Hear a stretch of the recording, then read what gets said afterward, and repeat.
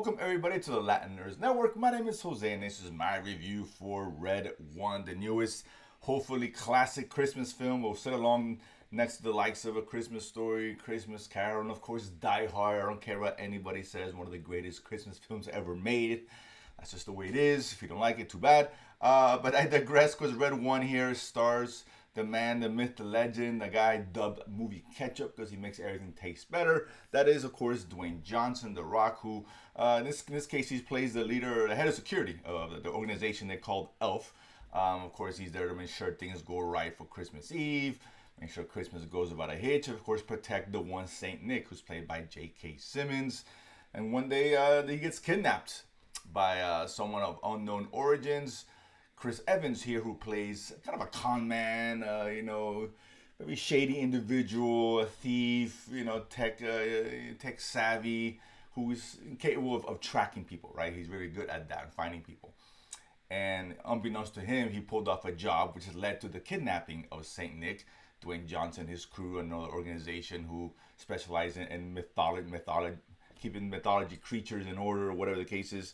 They find out about it, recruit him, make him help them out since he was partly responsible for the kidnapping the day before Christmas Eve. So now they have basically 24 hours to find and bring Saint Nick back.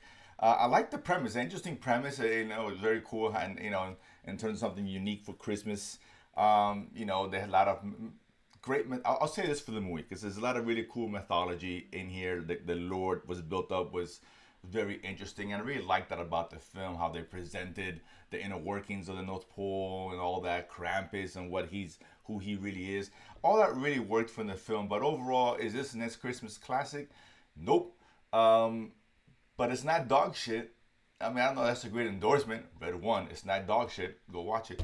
But it's a movie which I don't think I was the right demographic for this movie, and I found out about halfway through because there was a lot of kids in the screening today, and the kids were having a good time, clapping by the end, laughing. So, and none of the adults were. So it kind of tells you what this movie is about. This is really maybe meant for a much younger audience, which is fine. Nothing wrong with that. I guess a movie kids can be entertained by it, but as an adult.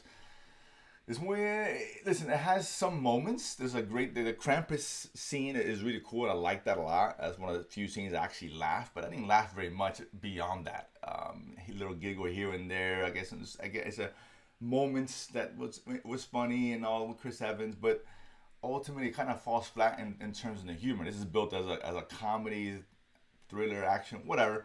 But it failed in the comedy. It just doesn't work. The rest sometimes gets a little corny, a bit campy.